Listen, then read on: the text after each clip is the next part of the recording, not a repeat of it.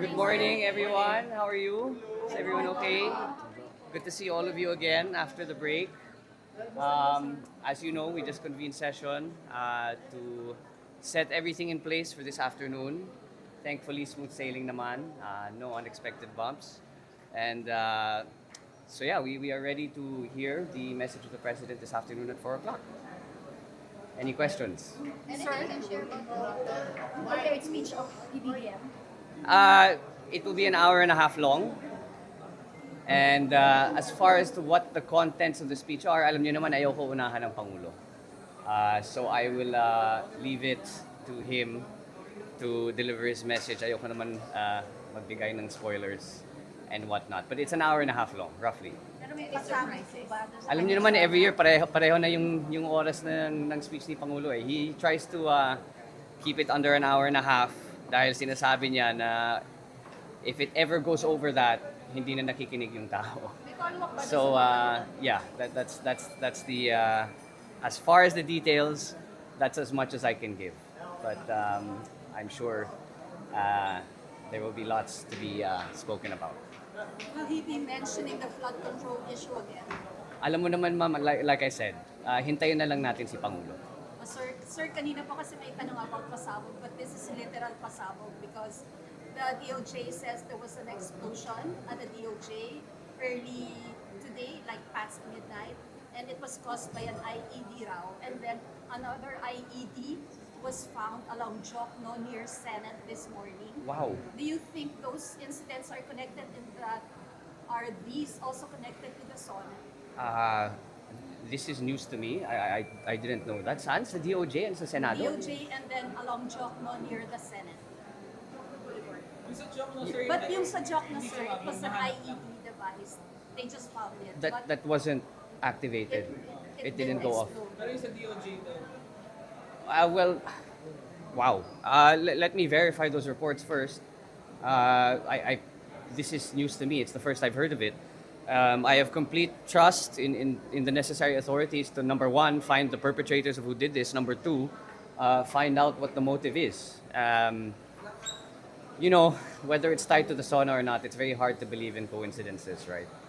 Lalo na with the political climate we are living through in this day and age.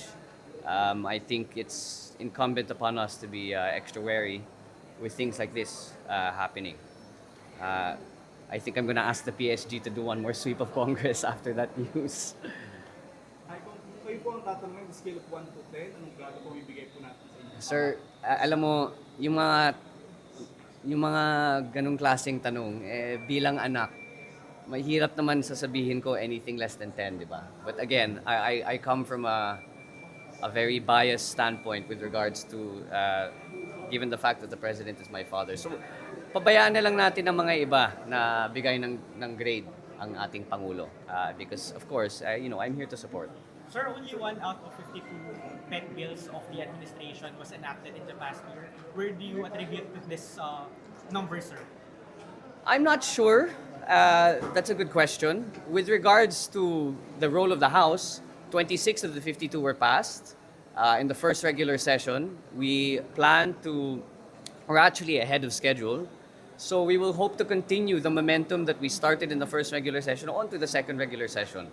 And I am sure that over the coming months and by the end of this legislative calendar, we will continue to pass the LEDAC priorities of the administration. Sir, do you think this low number can be attributed to the disarray in the Senate in the past months? You know, that's definite. I would have to say that that's definitely a factor. The more, how do I say this? The more political gulo that there is, the less time there is to work. I mean, everyone knows that, diba? So, but it's good that the Senate has now, organized everything, and I'm sure under the leadership of SP Gatchalian, the legislative mill will continue or will go back to functioning as efficiently as possible. Kilala ko naman si SP, matinong tao yan. And I'm sure he will get the Senate up and working as quickly as possible. Sir, Major, you've been a majority leader for more than a year now. How's your morale? Are you satisfied with the achievements of the Congress? Oo na nga, no? It's been a year. Wow, it's felt like longer. Ang daming nangyari. In any case, the when I took this job, I told everyone here in the media, sinabi ko sa ating mga kababayan, the measure of performance of any majority leader is the legislative output of the house that it is elected in, of the house, whether it be the upper chamber or the lower chamber. But their performance is measured by the legislative output. Kung gaanong karaming batas ipinasa ng Kongreso, lalo na ang LEDAC na tinatawag. And I think the fact that we're ahead of schedule would say that I'm satisfied with what's been happening in the lower house as of late and with the legislative performance. I think it speaks volumes that despite the political noise that we've been experiencing in the last few months, if not longer, Congress has still been able to exercise its functions as a legislative body at magdala po ng batas na makakatulong po sa taong bayan. Sir, do you think the administration has done enough to go after actors in the flood control corruption scandal? Last year, it was the center of the president's speech. I think that's something that the executive should answer. I don't think I'm best placed to do that. I think that's a good question for the executive. Medyo ano po yung paghahanda natin for the budget season kasi malapit na rin po. Meron po ba tayong mga bagong innovations na gagawin po? Well, as you know, the budget is the single and most important piece of legislation for both the House and the Senate. And you are right na we are expecting the NEP to be turned over sometime next month. Hopefully, not too late. But hopefully the NEP turnover will be sometime in August.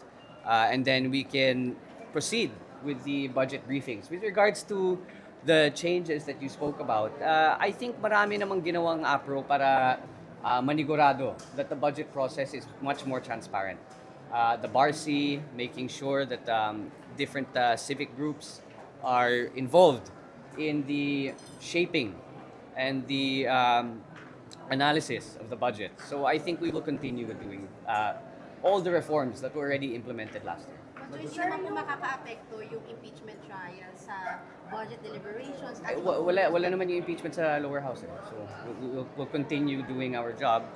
So to answer your question, no, I don't think it will affect. At least I can only speak on behalf of the lower house.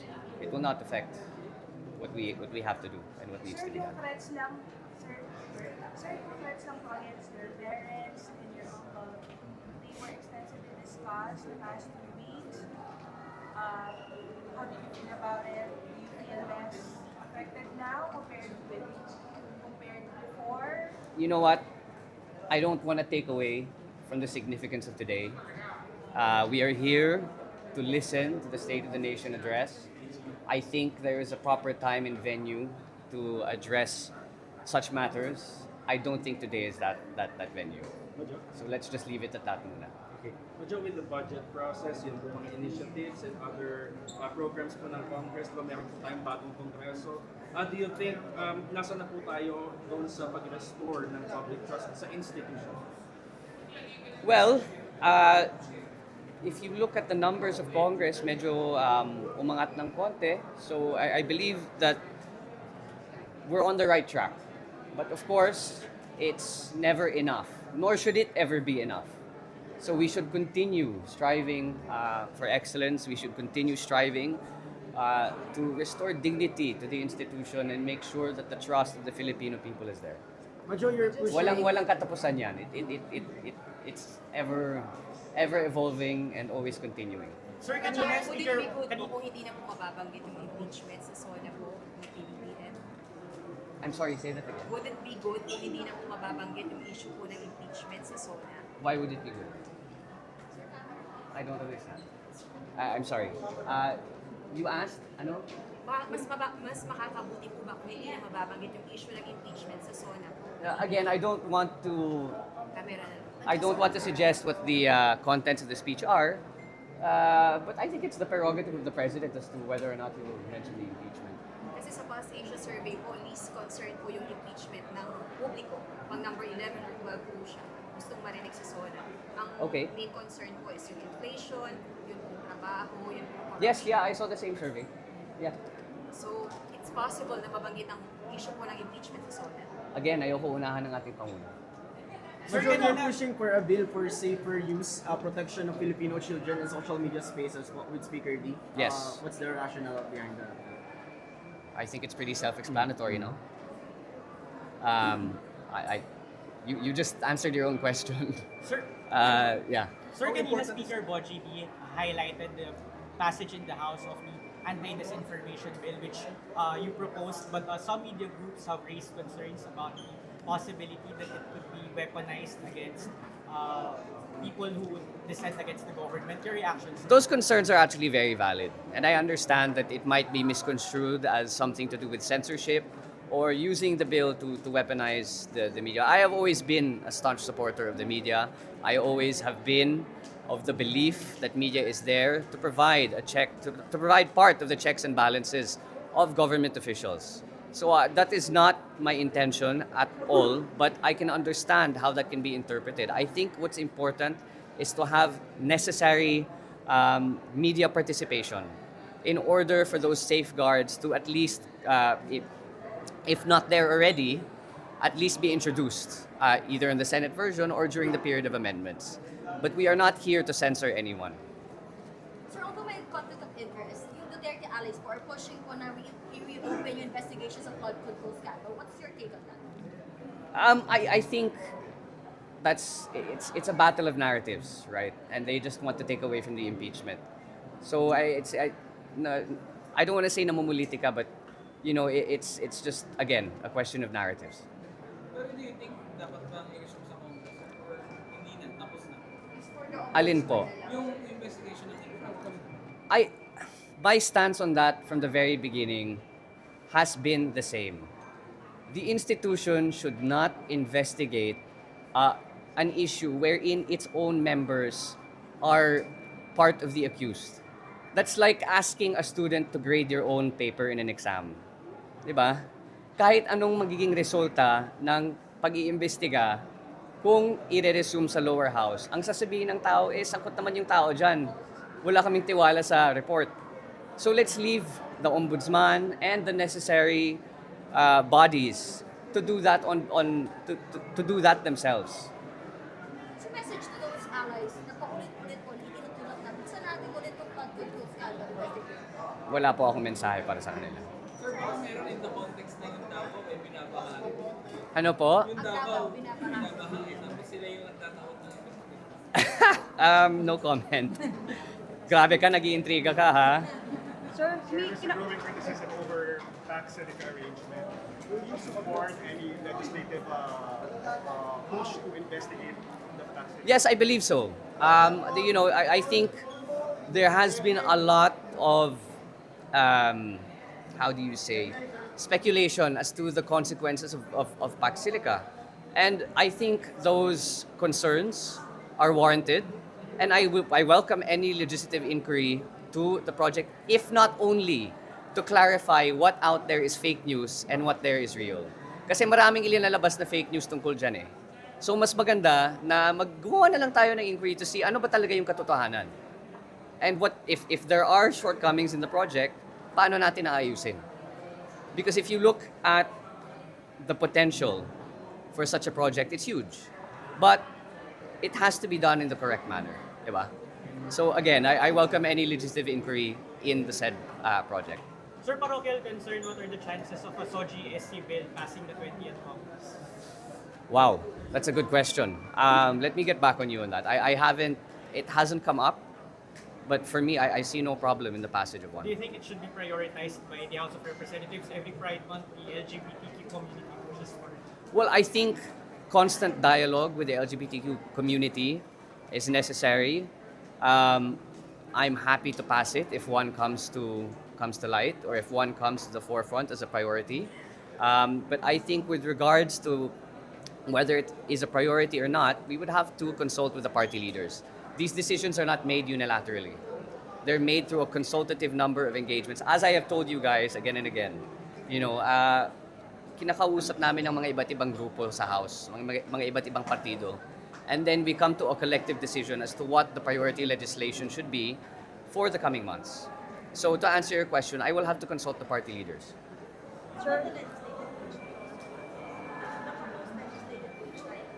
same thing. I would have to consult the party leaders. Kasi sa ngayon, nakafocus tayo sa LEDAC priorities.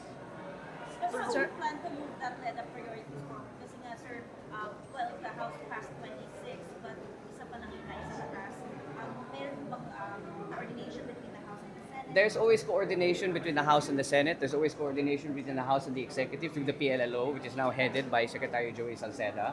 So I hope that his appointment will improve the already continuing dialogue that we have with all the different institutions. But with regards to the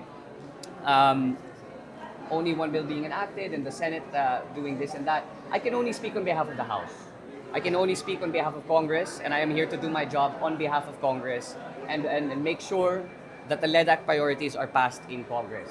What happens after that is up to the Senate and the Executive. Bilang majority leader, ang aking trabaho ay dito lang sa Kongreso. Sir, how Okay?